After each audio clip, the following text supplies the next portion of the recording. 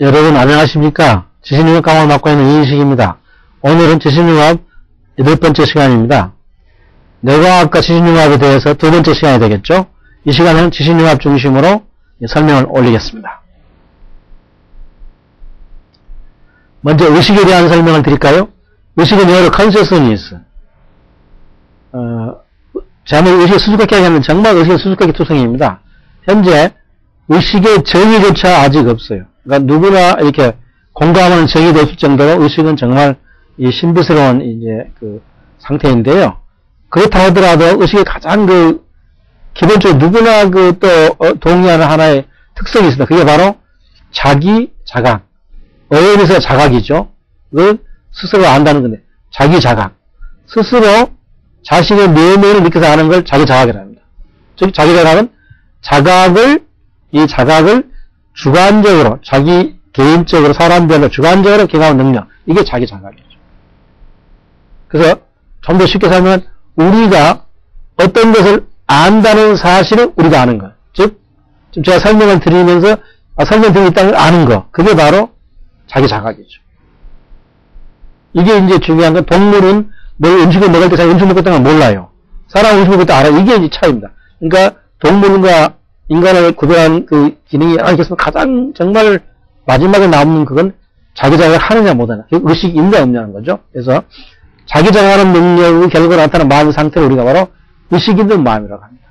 그래서 이 의식은 다 주관적으로 사람마다 달라요. 근데 과학이 뭐죠? 객관적이어야 하잖아요. 누구나 동의. 그래서 의식은 과학의 연구 대상이 되지를 못하고 오랜 세월 동안 과학과 무관했어요. 저 심리학에 이제 영역에 남아 있었죠. 그런데 그 의식을 과학의 영역을 끌어들이는 그런 역사적인 사건이 일어났습니다. 그게 바로 장본인이 이 프란시스 크릭입니다. 크릭은 아다시피 1953년에 유전자 DNA 이중 나선 분자 이중 나선 구조를 발견해서 노벨상을 그런 분자 생물학자인데 이 의식의 연구에 뛰어들었어요. 그래서 1954년에 이 놀라운 가설이라는 그 책을 펴냈습니다. 그러니까 이분 얘기는 뭐냐면, 그러니까 의식은 신비스럽고 주관적이라 자연과학의 연구에 못 된다고 했는데 이분이 하나의 정말 놀라운 가설을 내세워서 그게 뭐냐면, 의식은 뇌의 상이한 부분에 있는 신경세포들이 동시에 동일한 주파수에서 진동이 생긴다. 지금 무슨 얘기냐면, 이분이 의식을 신경연구로 삼은 거는 사람의 뇌에서 의식이 나오니까 결국 과학적으로 이런 거 가능하지 않겠느냐. 그래 놓고 그 다음에 신경세포로 생각하는 거예요. 좁힌 거죠. 그러니까 의식은 뇌에 있는 여러 가지 부분에 있는 뇌의 신경세포들이 동시에 동일한 주파수에서 진동이 생긴다는 그런 전제를 했어요. 즉 사람의 그 정신활동을 전적으로 뉴런 신경세포 활동에 의한 것을 설명한 그 스스로 자기 이름을 보고 스스로가 갖다 놀랍지 않느냐 해서 그 놀라운 가설이라는 그 명칭을 붙였습니다. 그래서 이 프란시스 크릭이 의식도 인간의 신경세포의 활동을 경험을 볼 수 있다고 전제를 하면서 의식이 비로소 신경과학, 즉 자연과학이 연구가 된 겁니다. 그래서 94년에 뇌신경과학회가 비로소 의식을 연구하는, 과학적 연구하는 최초의 심포지엄을 개최했습니다. 그리고 1994년에 의식 연구가 자연과학의 울타리 안으로 들어온 것입니다. 이건 정말 놀라운 얘기죠. 왜냐, 지금도 아직 의식이 뭔지 모른다면 의식까지 신비스럽고 주관적인 그런 정신 상태가 과학의 연구전에 된 것입니다. 그때 그 프란시스 크릭과 같이 활동한 젊은 이제 신경과학자 크리스토퍼 코우입니다. 그래서 프란시스 크릭은 얼마 전에 세상을 떠나셨으니까 따라서 그 크릭의 그 동기자, 후배이자 제자인 코우가 그 뒤를 위해서 내놓은 그 또 하나 이론이 뭐냐면 NCC입니다. 영어 그대로 Neural Correlate of Consciousness. 의식이 주관적인 거지만 뇌에서 나오니까 의식이 나오는 그 신경세포를 찾아낼 수만 있다면 의식을 연구할 수 있지 않느냐. 그게 바로 NCC입니다. 말 그대로 의식과 상관된 신경세포죠. 뉴럴. 즉 의식과 상관된 신경세포 NCC를 찾아내면 의식이 가능하다. 이해가 가능하다. 이게 바로 크릭과 크리스코프의 연구 출발점의 전제이고 이 두 사람의 NCC 개념이 등장해서 이제는 의식을 많은 과학자들이 관심을 갖고 연구를 하고 있는 것입니다. 근데 의식 연구에서 정말로 또 하나 획기적인 인물이 나온 게 바로 이 로즈 펜로즈입니다. 영국의 그 스티븐 호킹과 같이 유명한 이론 물리학자인데 1989년에 황제의 새로운 마음이라는 책을 펴냈어요. 두꺼운 책입니다. 정말 난해하고 두꺼운 책인데 그 책에서 여러 가지 얘기를 했습니다만 가장 대표적인 게 의식은 뇌세포에서 발생하는 양자역학적 현상이라고 그랬어요. 본래 양자역학 자체를 이해할 수 없다, 어렵다 라고 얘기하는데 그 양자역학으로 그 어려운 의식을 설명했습니다. 2배, 3배, 4배로 더 어려워진 설명입니다. 그게 이제 의식과 양자역학을 연결시킨 판넬 연구인데 그러면 양자역학을 한번 되돌아볼까요? 어떻게 이 양반이 연결시키나 보기 위해서 양자역학의 기본적인 설명은 아원자적 단위, 물질 아니, 서브, 그러니까 원자 이하라는 뜻이죠. 물질의 원자 이하의 모든 실체들은 우리가 보는 관점에 따라 때로는 입자, 때로는 파동처럼 행동함. 이게 양자역학의 기본 전제예요. 파동, 입자는 파티클이죠, 영어로. 파동 웨이브. 입자는 뭐죠? 한 곳에 응축이 되어 있는 물질의 작은 덩어리, 이 파티클. 이게 이제 입자고. 웨이브는, 파동은 뭐죠? 공간으로 흩어져 퍼져갈 수 있는 형태 없는 떨림. 이게 이제. 그런데 양자역학에서는 그 아원자적 단위, 즉, 원자 이하의 모든 물체는 우리가 보기나로 볼 때, 어떨 때는 입자로 보이고, 어떨 때는 파동으로 행동하다. 이게 정말 양자역학이 그래서 어려운 거고. 그런데 그 아원자적 단위, 원자 이하의 단위에서 입자에서 파동으로, 파동에서 입자로 자꾸 이게 모양이 바뀐다는 거죠. 그럴 때 비국소성이 생긴다. 국소성이 뭐죠? 로컬리티죠. 근데 그것이 비. 이게 무슨 얘기냐? 자, 보십시오. 파동 상태, 외부 상태가 있던 것들이 파동 상태가 깨지면서 입자로 돌아갔죠. 그럴 때 파동은 전체 퍼져 있잖아요. 그 파동이 한 부분이 붕괴가 되면 아무리 멀리 떨어져 있다 하더라도 파동의 다른 부분도 같이 정확하게 붕괴되겠죠. 그렇죠. 파동이 동시에 아무리 떨어져서 파동 한 파동이 그 파동이 동시에 이렇게 입자 상태로 붕괴 돌아가더라 이거. 좀 설명하면 한 장소에서 일어난 사건이 공간적으로 경계되어 있는, 아까 머리 떨어져 있다 했죠. 다른 부분의 행동을 즉각적으로 결정하는 전체적 연결을 비국소성. 무슨, 그렇죠. 한 부분이 붕괴되면 다른 부분도 붕괴된다고 했잖아요. 같은 순간에. 이렇게 떨어져 있는 장소에서 다른 장소에 행동을 결정하는 이런 전체적 연결된, 이걸 바로 비국소성이라고 합니다. 즉, 아원자에 따르니 입자에서 파동으로, 입자로 변형을 계속하는데, 특히 파동에서, 파동이 붕괴되어서 입자가 바뀔 때 비수성이 나타나는 건 바로 전체적으로 동시에 다 같이 파동에 있는 모든 위치에서 다 똑같이 입자가 된다는 그런 얘기가 되었습니다. 그래서 이 개념을 가지고 펜로즈가 의식을 설명했어요. 그러니까 그런 그 비국소성이 그것이 의식이 뇌세포에서 발생하는 가장 중요한 이유라 그런 거죠. 지금 무슨 얘기냐? 사람의 뇌에는 무수히 생각들이 동시에 양자역학 파동 상태로 존재한다는 거예요. 이러한 생각들은 파동 상태가 붕괴하면서 결합돼서 하나의 의식 사고가 된다는 거예요. 그러니까 비국소성 때문에. 이때 뇌의 여러 위치에 존재하는 생각들을 전체적 관련에 의해서 직접적으로 연결시켜 의식을 발생시킬 수 있는 것은 내가 비국소적인 특성을 가지고 있다. 그런 얘기입니다. 정말 놀라운 발상입니다. 그 어려운 양자역학 이론을 가지고 그 수수께끼 같은 의식을 이렇게 또 연결해서 설명한 정말 놀라운 접근 방법입니다. 근데 저도 이 책을 원서를 읽어봤습니다만 황제의 새로운 굉장히 두껍고 어려운 책이에요. 그래서 이걸 누가 읽을까 했는데 놀랍게도 미국에서는 베스트셀러 됐습니다. 세계적으로. 그게 아마 미국 같은 그 과학 선진국의 독서 수준 같습니다만. 그래서 이 책이 베스트셀러가 되고 이 책으로 의해서 켄더지가 엄청나게 이런 물리학자로 유명했지만 또 한편 이 과학 의식 연구에서 유명해짐에 따라서 사람이 하나의 부담을 느꼈어요. 그러니까 독자들이나 전문가들. 그렇다면 당신이 양자역학에 의해서 의식이 나온다고 하면 내 어디에서 그런 현상이 생기느냐 대답을 하라고 그랬어요. 그래서 94년에 낸 책이 바로 이 마음의 그림자들입니다. 그러니까 이게 참 재밌는 게 편모주가 이 책을 보고 고민에 빠졌어요. 이제 고민이죠. 자기 이론을 이제 정말 검증하기 위해서 실제적으로 내 안에서 발생한 걸 그때 마침 그 미국의 어떤 마취 의사 슈처트 하멜호프라는 의사가 편지를 보냈어요. 자기 생각이 같다는 거죠. 둘이 만나가지고 그때 하멜호프가 주장한 게 바로 미세소관입니다.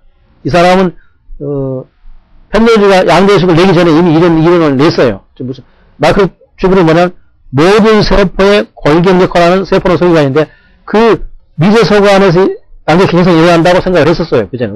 둘이 만나가지고 결국 그 편모주가 슈처트 하멜호프 의견을 받들어가지고 쓴 책이 바로 이 마음의 그림자들입니다. 그래서 설명을 다시 드리면 의식은 미세소관에서 일어나는 양자역학적 과정으로도 생긴다. 이렇게 얘기를 한 거예요. 그게 이제, 근데 이 마음의 그림자들 책을 보면 저도 이 책을 구해왔습니다. 거의 내용이 똑같고 마지막 부분만 약간 다를 정도로. 어쨌든 이렇게 이제 양자의식 뿌리, 그러니까 의식은 미세소관에서 나온다라고 얘기를 했지만 이건 아무도 검증된 것 같고 두고두고 앞으로 뭐랄까요. 이제 연구에 검토 대상이 됐어요. 이게 중요한 건 이게 바로 융합이다. 아까 프랑스 크릭은 분대생물학자인데 의식 연구를 했고 또 편모주는 이론 물리학자인데 의식 이렇게 경계를 넘나들면서 연구하는 게 바로 융합인데 융합의 대표적인 인물도 전 두 사람을 뽑고 있습니다.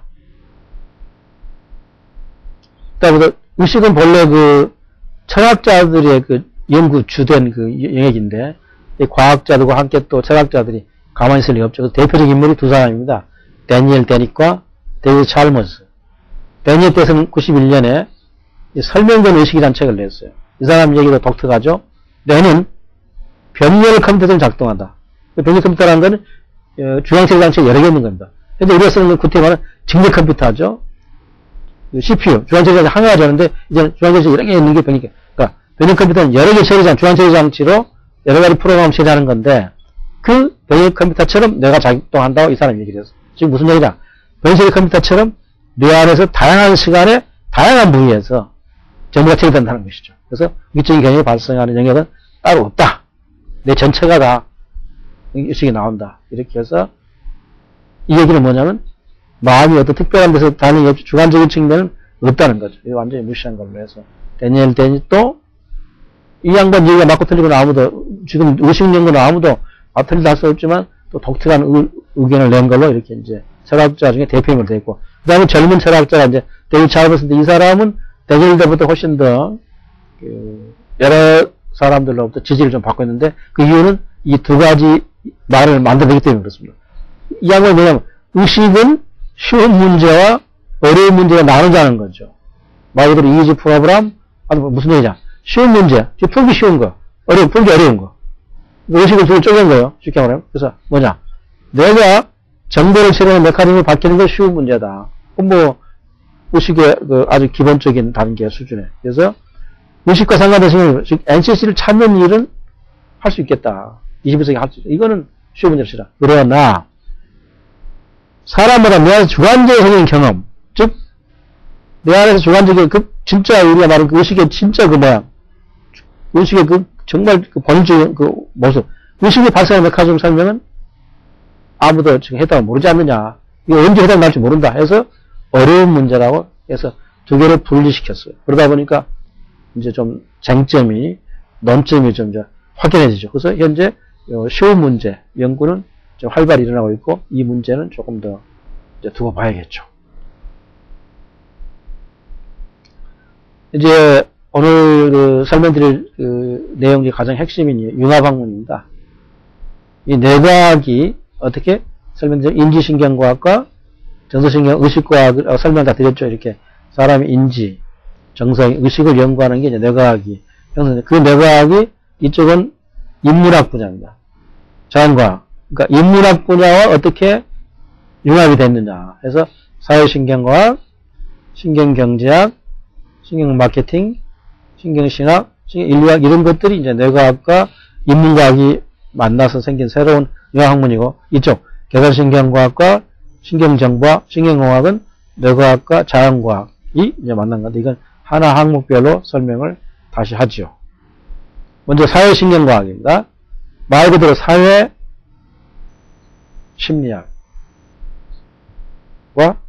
신경과학이 융합한 학문. 즉 사회신경과학은 뭐냐면 인간의 사회적 인지 행동을 기초가 되는 생물학적 메커니즘을 연구하는 거예요. 그러다 보니까 사회심리학과 신경과학이 융합한 거죠. 그래서 이 학문은 언제 제대로 뭐가 갖췄느냐. 2006년에 학술지가 나왔으니까 겨우 2006년에 학술지가 나올 때도 되게 이제 학문에 출발적으로 보는 게 정당하겠습니다. 2006년에 나왔으니까 몇 년 되지 않은 풋나기 학문이죠. 그래서 여기서 하는 건 뭐냐면 사람의 사회생활과 뇌 구조관계를 연구하는데 주된 연구 테마, 연구 주제를 보면 주로 사람이 도덕적인 행동한다. 옳고 그름, 선악을 따라서 행동하는 그 도덕적인 행동. 또 남을 흉내내고 유행을 따라가지고 모방심리. 또 뭐 좌파, 우파, 진보, 보수하는 그 정치 성향. 이거 할 때 어떻게 뇌에서 어떤 일이 나나 이런 연구하는 게 사회신경과입니다. 이 사회신경과의 가장 상징적인 문제가 바로 이 트롤리 문제입니다. 트롤리. 이게 트롤리입니다.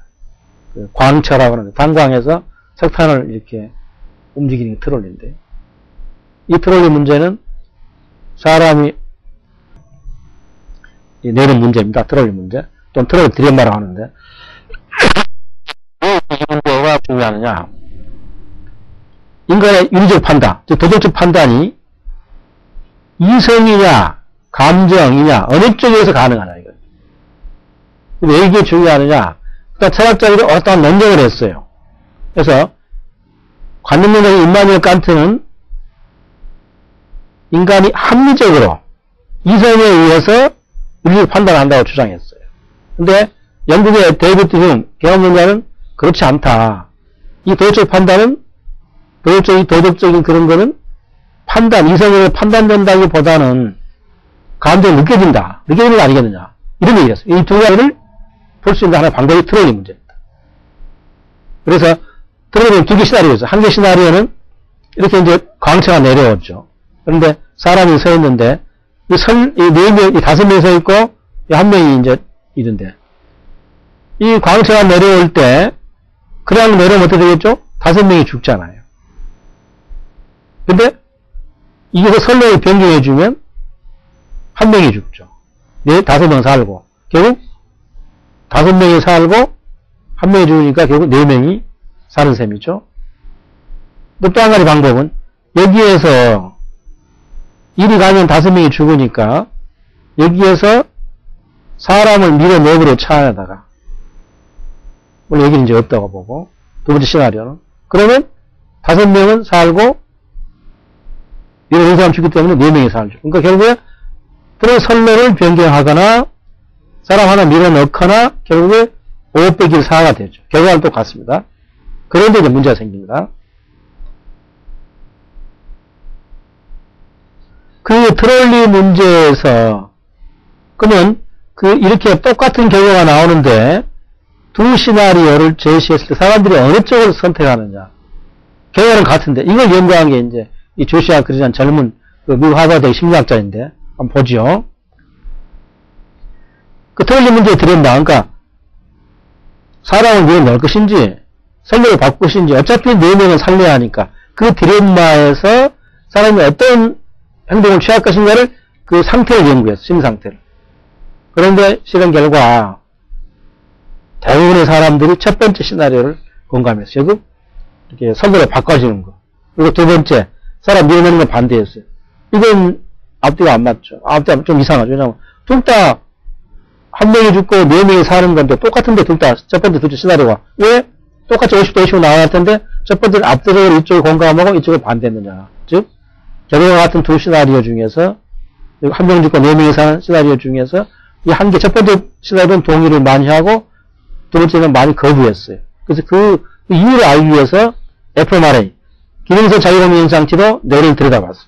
그랬더니 두 번째 시나리오가 즉 사람을 밀어넣는 거, 그 시나리오가 첫 번째 시나리오 선로를 바꿔주는 것보다 더 강력하게 이 정서 부위가 활성화되더라고요. 그러니까 정서가 개입했다는 겁니다. 그러니까 뭔가 내용 감을 이성으로 판단할 줄 알았던 정서가 개입했다는 거죠. 그래서 2002년 사이언스 9월 11일 발표한 논문에서 이성이 윤리적 판단을 좌우한다는 철학자들의 주장과는 달리 정서부 활성화를 볼 때 감정이 중요한 역할을 한다고 주장했습니다. 즉, 이 연구는 어떤 의미가 있느냐.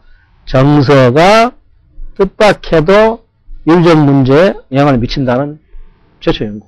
즉, 그동안에 대부분이 교육적 판단은 어떻게 해요? 칸트가 얘기한 처럼 이성이 판단해서 선악, 옳고 그러면 우리가 판단한다고 했어요. 아, 냉철한 이성. 근데 아니다.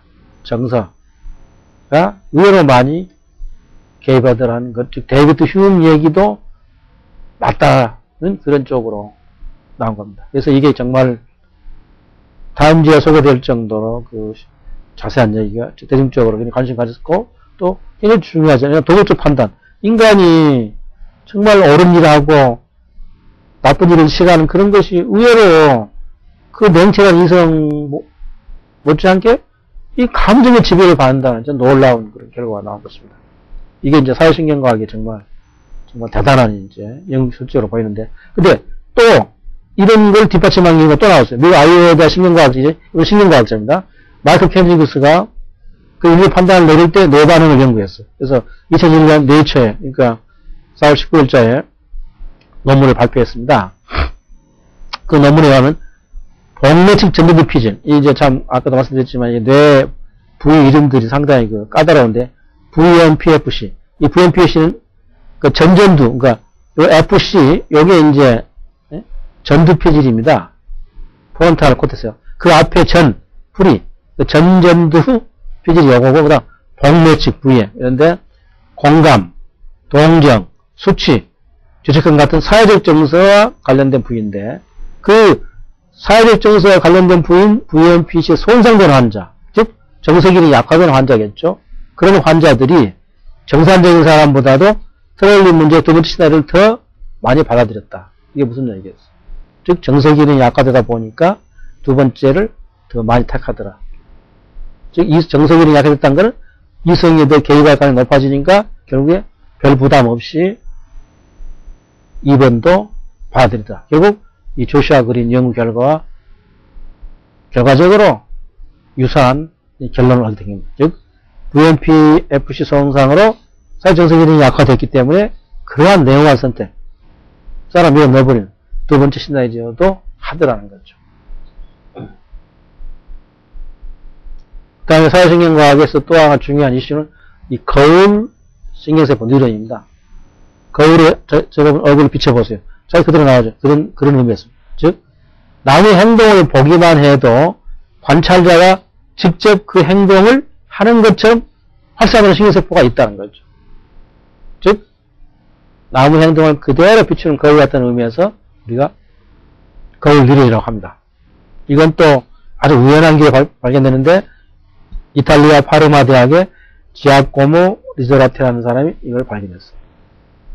이 짧은 꼬리 원숭이의 전 운동 피질, 그러니까 아까 말씀드렸죠, 운동, 모터 코트에서 운동 피질인데 거기에 전 운동 피질에서 이 거울들을 발견했는데 어떻게 되냐면 원숭이가 어떤 행동을 할 때 활성화된 뉴런 집단이 다른 원숭이가 그 행동을 하는 것을 지켜볼 때 똑같이 반응하더라. 그래서 96년 브레인 사오로의 거울들을 발견을 보고 이것도 굉장히 의미 있는 그런 연구 결과로 이 평가를 받고 있는 것입니다. 그래서 거울의 존재를 통해서 우리가 뭘 설명할 수 있느냐? 우리가 관찰한 타인의 행동을 무엇이든지 마음속에서 그대로 받을 수 있다는 거죠. 거울이 있으니까. 거울 누리에 있으니까.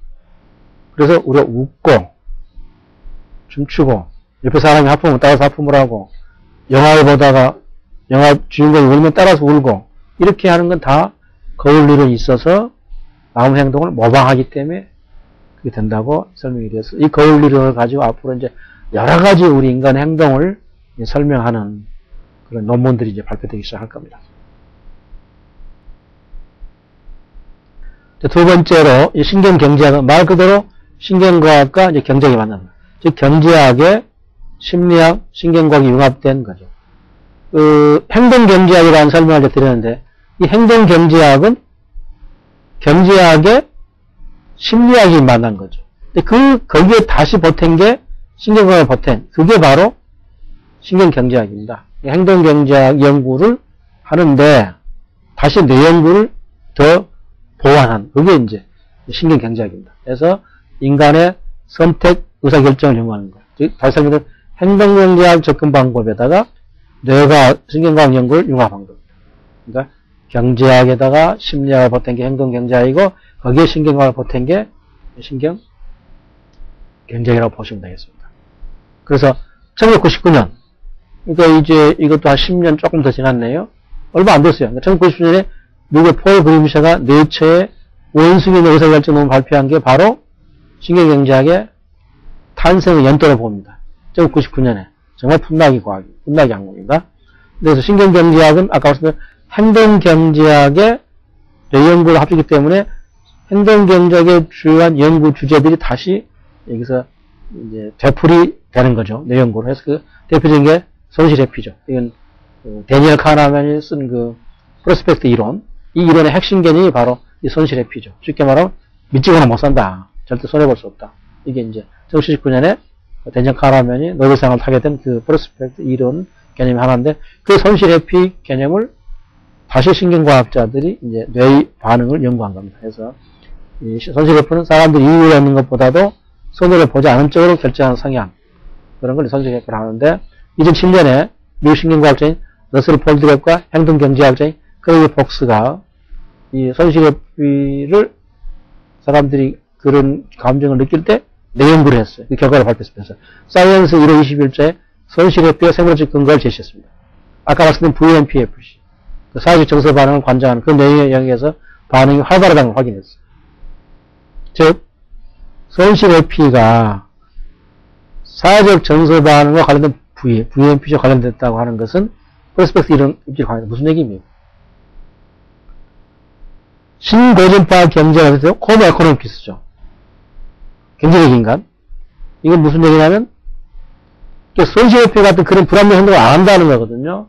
근데 행동경제학 프로스펙트 이론에서는 그런 연구를, 그런 그 결정을 한다는 거죠. 그러니까 경제주체 의사결정이 반드시 합리적이지 않다는 게 손실회피인데, 그 데니얼 카나만의 행동경제학 이론을 이 두 학자들이 다시 내용을 통해서 써보죠. 무슨 얘기냐면, 이렇게 정서를 관장하는 데에서, 그런 부위에서 손실회피 때 반응이 활발하다는 것은 결국 이성보다 정서에 영향을 받는다. 다시 말씀드리면, 이렇게 신구배 경제학처럼 불안한 행동을 안 한다는데 그건 아니었다. 이런 설명이 되기 때문에 이것도 굉장히 중요한 연구 결과로 평가를 받고 있는 것입니다. 다음 또 하나 이제 그 행동경제학의 그 정말 행동경제학의 연구 실적을 내놓은 게 이 보유효과입니다. 일단 몇 개 되면 다 좋다는 겁니다. 이게 보유효과입니다. 쉽게 말하면. 내가 일단 내 손에 들어오면 이게 무조건 좋다는 거예요. 즉, 물건이건 사회적 지위건 일단 무엇인가를 소유하고 나면 그것이 남의 손에 있을 때고 내 손에 있을 때 훨씬 높게 평가한다. 똑같은 건데도 내가 가지고 있으면 그게 남의 손에 있을 때 훨씬 좋아. 이게 이제 보유효과. 이것도 그 행동경제학에서 제일 중요한데, 그 행동경제학 리처드 세일러가 1980년에 이 보유효과라는 용어를 만들어냈어요. 이 사람은 이제 독일 계통이라 리처드 탈러라고도 표현하고 양쪽 이름 다 쓰고 있는데, 이건 무슨 얘기냐면 사람이 자신의 소유물을 과대평가, 그런 얘기겠죠. 갖고 있지 않을 때보다 훨씬 높게 평가한다. 과대평가하는 현상을 보유효과로 명명했습니다. 그래서 사람들은 자기 일단 가진 물건을 내놓게 되면 손실을 느낀다는 거죠. 그래서 그런 손실을 피하기 위해서 보유한 물건에 대해서 집착한다는 거죠. 즉, 보유효과는 아까 설명드린 손실회피 성향의 대표 사례로 되는데, 여기까지는 행동경제학의 이론이죠. 이건 다 익히 설명이 되는데, 그거를 뇌과학으로 다시 설명한 게 2008년에 브라이언 너슨입니다. 그래서 이번 12일자에 손실회피에 관련된 부위가 뇌 안에 있더라는 거죠. 그래서 그걸로 이 보유효과가 나타나서 설명을 했습니다. 즉, 기능성 자기공명 영상 장치로 전두엽에 있는 치기신경에, 이것도 참 복잡하죠. 또 선피지를 연구하여서 보유효과는 아끼는 물건에 대한 애착에서 비롯되는 것이 아니고 내 물건을 자신의 소유물을 남에게 넘기기 싫은 손실로 여기는 손실회피는 신상태 때문에 발생한다는 걸 설명을 했습니다. 다음 이제 신경경제학에 정말 신경경제학을 우리 일반에게 널리 알게 해준 게 바로 이제 신뢰 문제입니다. 이 신뢰가 서로 신뢰를 안 하면 이 경제는 붕괴되는 거죠. 서로 믿고 우리가 은행을 믿고 예금을 하고 사람을 믿고 돈을 빌려 이 신뢰가 없으면 경제활동은 불가능해서 신뢰는 정말 경제활동 기본 중에 기본인데 그 신뢰를 할 때 뇌에서 어떤 일이 일어나는 걸 연구했어요. 그래서 신경경제 폴 작가 연구했습니다. 그래서 신뢰 게임을 했어요. 신뢰 게임은 아주 재밌는 게임인데 좀 더 시간이 걸리더라도 설명을 드리겠습니다. 신뢰 게임은 얼굴을 한 번도 본 적이 없는 두 사람 사이에 해요. 그래서 예를 들면 각각 의뢰에게 1,000원씩을 줍니다. 우리가 1,000원씩 갖고 있어요. 근데 먼저 갑이 의뢰에게 자신의 돈의 일부를 넘겨줍니다. 예컨대 갑이 400원을 넘겨주면 신뢰 게임의 법칙에 따라서 그거를 3배로 계산해줘요. 그럼 1,200원이 되겠죠. 의뢰가 가죠? 의뢰는 얼마가 있어요? 의뢰는 2,200원이 있고 그때 갑은 이제 400원 줬으니까 600원이 있죠. 그렇죠? 그럼 의뢰는 그 다음에 자신의 돈에서 일부를 다시 액수를 갑에게 줘야 합니다. 얼마 주든. 그래서 각각 의뢰 서로 모르는 사이므로 갑이 의뢰를 믿지 않는다면 신뢰하지 않는다면 돈을 400원 줄 수는 없죠. 또 동시에 을도 마찬가지로 갑을 모르니까 400원 곱하기 3 1,200원 받더라도 믿지 않으면 돈을 안 주겠죠. 그래서 바로 신뢰게임이라는 이제 설명이 붙는 건데 그래서 갑이 을에게 주는 돈 액수를 보고 신뢰하는 정도를 따지고 또 거꾸로 우리 갑에게 주는 돈으로 신뢰의 정도를 따지는 이게 바로 신뢰게임입니다. 그 신뢰게임을 하면서 즉 모르는 두 사람 사이에 신뢰게임을 하면서 사람 서로 협력하는가 그걸 연구하는 겁니다. 근데 신뢰게임을 할 때 그 두 사람의 혈액을 채취해서 뇌에서 일어나는 그 변화를 체크했어요. 검토했어요. 했더니 놀랍게도 신뢰게임을 할 때 딱 하나의 화학물질만이 뇌에서 발생했어요. 그게 바로 옥시토신입니다. 여러분 우리가 남을 신뢰할 때 어떻게 하죠? 믿어야 하죠. 다 계산해 볼 것 같죠. 아주 이성적으로 합리적으로. 근데 그것이 그렇지 않다는 거예요. 왜냐? 옥시토신이 나왔기 때문에. 옥시토신은 어떤 호르몬이냐? 포옹의 호르몬입니다. 남녀가 포옹할 때 나오는 호르몬. 쉽게 말씀드려요. 그래서 성생활이나 대인관계에서 중요한 역할을 하고 특히 어머니들이 아이를 낳거나 젖을 먹일 때 관련된 호르몬입니다. 그래서 모성애와 관련된 즉 옥시토신은 어떻게 된다고요? 정말 정서의 기본적인 호르몬이에요. 그런데 신뢰의 가치 우리가 생각할 때 신뢰는 서로가 믿어야 할 텐데 이성적으로 그런데 이상하게 이런 우리 생각을 정말 엎어버린 거죠. 정서와 관련된 이유가 딱 하나 나온 게 정서와 관련된 호르몬이다. 이건 정말 놀라운 밖에. 그래서 2005년 네이처 유리제 발표한 논문에서 사랑과 유대감을 촉진한 옥시토신이 신뢰감을 증대시키더라. 즉 신뢰 행동이 신고르파 경제 주장처럼 이성에 의해서 의식적으로 기르는 것이 아니다는 거죠.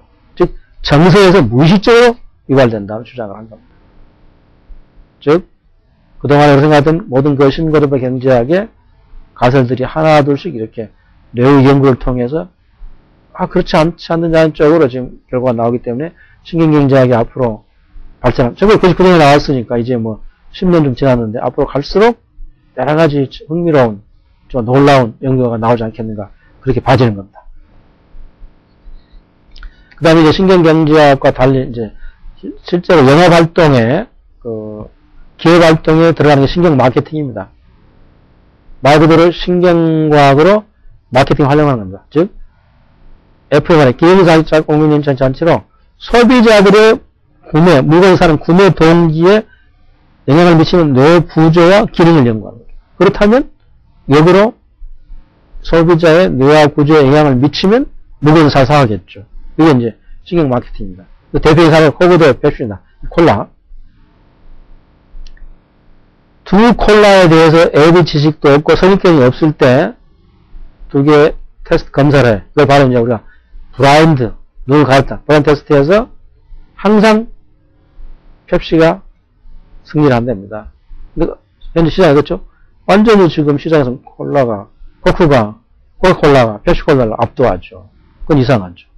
그래서 연구한 게 2004년에 리드 몬테그라는 뇌신경과학자가 FMR의 뇌반응을 조사했어요. 그러니까 서로 펩시냐 코크냐 상표를 모르는 상태에서는 만족감과 관련된 뇌영역이 비슷한 반응을 나타내는데 상표를 알고 나니까 이게 코카콜라다 펩시콜라를 알고 나니까 무려 75%가 코크의 맛을 선호하고 또 뇌영역에서는 표도 관련 뇌가 활성화되더라고요. 그러니까 상표를 먹을 때는 만족감 뇌영역이 반응했는데 상표를 알 때는 평가 관련 뇌가 활성화되더라. 즉 평가를 한다는 거예요. 그래서 코카콜라의 광고가 우리 소비자 코카콜라 광고는 정말 대단하게 엄청나게 하는데 또 재밌게 하고 그것이 소비자 기호와 관련된 평가하는 뇌영역을 영향을 주었더라는 그런 결과가 있죠. 이렇게 우리 인간은 내가 영향을 받은 거죠. 그래서 이 연구 결과에 의해서 이제는 정말 이렇게 기업에서 상품을 홍보할 때 뇌 반응을 알아야겠다는 겁니다. 그래서 신경 마케팅에 대해서 기대가 크죠.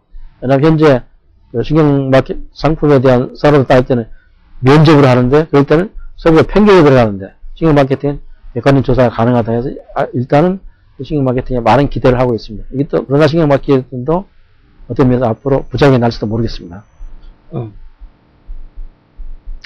그다음 이제 신경신학입니다. 이거는 그 신경과학과 신학이 만나는 겁니다. 세월로지. 신경신학. 인간이 영성, 그러니까 이제 뭐 하느님을 만나고 신앙을 영성을 주관적으로 체험할 때 뇌세라는 현상을 연구해서 이 영성과 뇌사의 관계를 밝히는 것. 즉 신과 종교의 기원을 신경과학의 바탕을 연구하는 게 신경신학입니다. 이런 생각할 만도 하죠. 왜냐하면 우리가 종교를 믿을 때 뇌에서 어떤 일이 일어나냐 쉽게 말하면 그런 이제 연구를 하는 거죠. 그래서 초창기에 75년인데 여기에 노먼 게슈핀트라는 학자가 간질을 일으키는 그 측두엽, 간질이 측두엽에서 일어난다는 걸 처음 밝혀냈어요. 그리고 그 간질이 종교적 체험과 이걸 유발한다.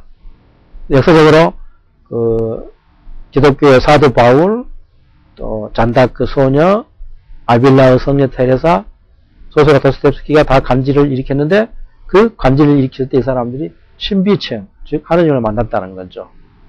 그래서 이 간질이 측두엽에서 발생하고 그때 정식 체험한다는 연구가 75년이 됐습니다. 그래서 그 연구에 의해서 1998년에 인도 태생의 미국 과학자인 빌라완으로 라마찬드란이 동에서 이루어진 책을 냈어요. 이거는 이제 여러 가지 자민력이 있습니다. 특히 이 신경신에 관련된 부분을 보면 측두엽에서 아까 간질을 발생했죠.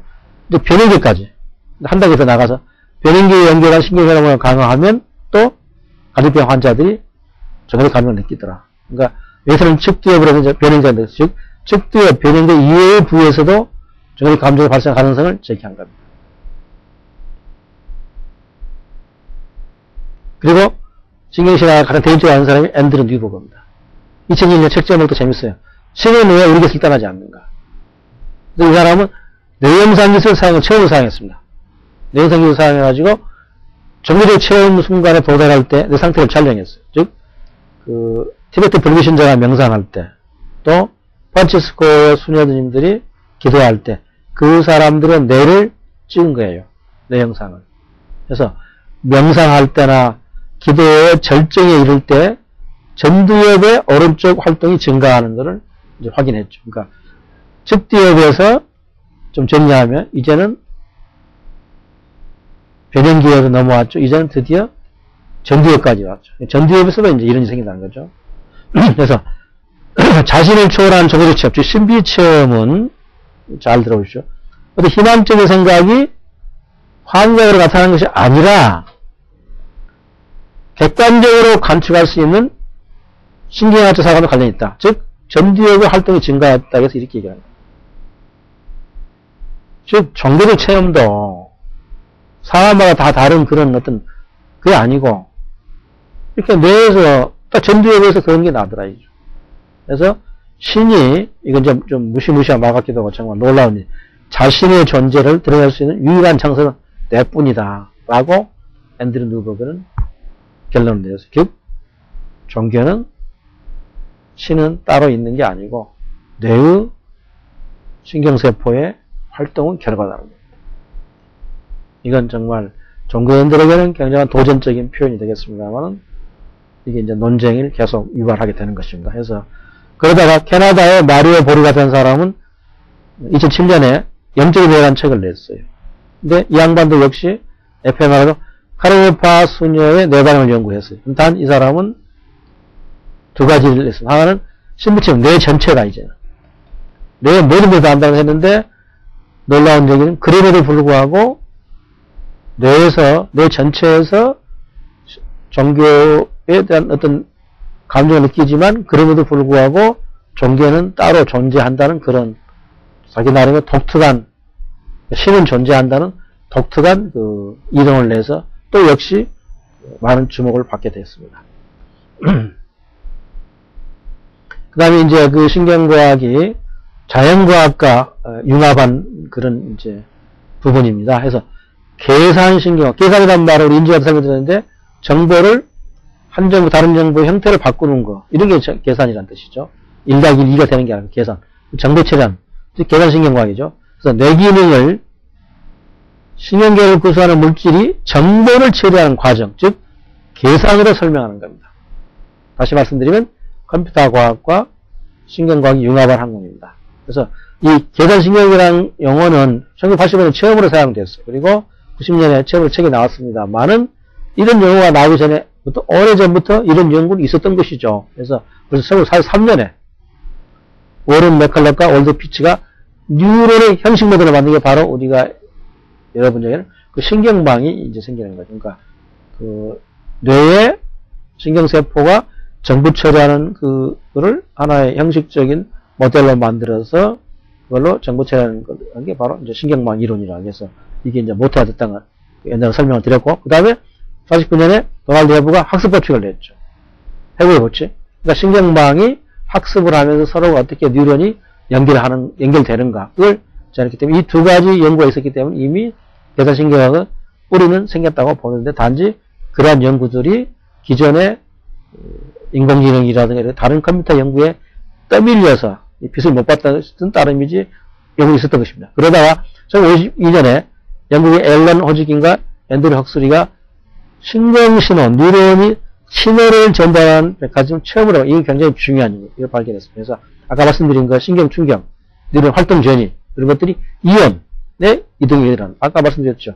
음이온, 양이온 이렇게 해서 이런 걸 했기 때문에 정말 업적을 평가받아서 63년에 노벨상을 받게 된 것입니다. 그 다음에 1959년에 데이비드 헤블과 더스트 비젤, 이 사람도 이제 굉장히 중요한 역할을 했는데, 이게 뭐냐면 뉴런이 뇌에서 정보 처리되는 것이 뭐 전체냐 부분 이런 여러 가지 토론이 있을 때 이 양반들이 내는 게 바로 뉴런이 독립적인 정보를 처리한다. 그래서 그 고양이의 그 신경세포를 연구해서 뉴런사의 정보 처리가 계층 구조를 가리겠다. 시각 정보 처리할 때. 지난번에 좀 설명드린 것 같은데. 그래서 이 사람들도 80년 노벨상 다 받았습니다. 즉, 계산신경과학은 단지 훗날 이렇게 이론화돼서 85년에 영어가 생기고 1990년 이런 책이 나와서 신경과학이 계산신경이 나왔습니다만은 오래전부터 신경세포, 뉴런 정보 처리한다고 알고 있었기 때문에 그것에 대한 여러 이론들은 나왔었다는 그런 얘기입니다. 그러니까 신경공학, 이건 이제 설명드린 저도 조금 이거는 어떻게 설명드리죠? 어떻게 신경을 공학이라는 게 뭐죠? 공학적으로 처리하는가? 그 사람은 뇌를 공학적으로 처리한다. 이런 표현을 할 수밖에 없는데요. 사람은 뇌를 공학적으로 처리한다. 인간의 가장 기본적인 뇌를 공학적으로 처리한다는 굉장히 이렇게 좀 뭐랄까 표현이 좀 이렇게 좀 무시무시한 그런 이제 기술이었습니다. 왜냐면 우리 뇌를 이렇게 조작을 한다는 거니까. 그래서 이런 신경과학이 생기는 건 이유는 단순한 동기예요. 뇌 질환을 고치려니까. 그런데 어디 그렇습니까? 처음에는 뇌 질환 치료가 목적이 되겠습니다만 과거 발달하면 항상 그렇듯이 기능을 향상적인 쪽으로 활용돼요. 이쪽이 이제 문제가 되는 거죠. 뇌를 공학적인 처리해서 정상적인 사람 뇌도 기능을 이렇게 끌어올리는, 그렇기 때문에 이제 여러 가지 문제가 이제 야기 될 것 같습니다만, 어쨌든 현재 그 신경과학의 가장 중요한 건 뇌기인데 이건 굉장히 중요한 기술입니다. 21세기에 핵심 기술 몇 개 뽑으라면 꼭 꼽아야 할 정도로 중요한 뇌와 기계의 인터페이스, BMI라고 하는데, 이게 이제 굉장히 중요하죠. 뭐냐면, 말씀드린 뇌의 활동 상태에 따라 주파수의 다리가 발생한 뇌파의 특성을 이용하거나 또 특정 미련의 신호, 나오는 신호를 이용해서 생각만으로 기계장치를 제어하는 것을. 무슨 얘기겠어요? 뇌파나 신경세포 신호를 기계에다 주고받고 해서 우리가 딱 생각을 하면 그 생각할 때 그 생각이 뇌파로 바뀌거나 특정 미련 신호로 바뀌어서 기계를 움직이게 하는. 손 대지 않고. 그게 바로 이 BMI 기술입니다. 그래서 뇌파의 경우 머리에 띠처럼 들은 장치로 뇌파를 모아요. 여기다 띠를 두르죠. 그러면 뭐 생각할 때 뇌파가 나는데 그 뇌파를 이렇게 모아가지고 그걸 컴퓨터가 보냅니다. 그럼 컴퓨터가 그 뇌파를 분석해서 내가 생각한 게 뭔가 알아가지고 반응을 일으켜요. 그래서 그 반응을 기계에 전달하면 기계가 내가 생각하는 대로 움직여주는. 이게 이제 BMI죠. 그래서 컴퓨터가 사람의 마음을 읽는다는 거죠. 그래서 스스로 동작하는. 그래서 현재 미국 같은 데는 뇌파로 비디오 게임을 할 수 있는 장치가 나와 있어.